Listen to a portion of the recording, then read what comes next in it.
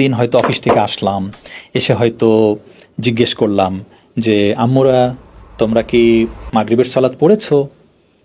মাগরিবের সালাতের খবর কি? হয়তো বললো, ও আব্বু এখনো পড়ি নাই। তখন কি আমি বললাম, যাও এক্ষুনি পড়ে নাও। ঠিক আছে, খেয়াল করো আমার কণ্ঠটা একটু, কারণ আমি খুশি হই নাই যে তোমরা এতক্ষণেও পড়ো নাই। ওকে, বাট ওয়াক্ত আছে, এখনো পড়ে নাও।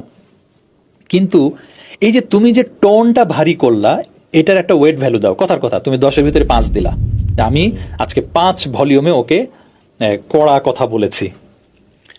আরেকদিন ওর হাতের লেখাটা খারাপ পেয়েছো বা বানান ভুল পেয়েছো, ওটাকে তুমি কত টোনে ধমক দিবা এবার?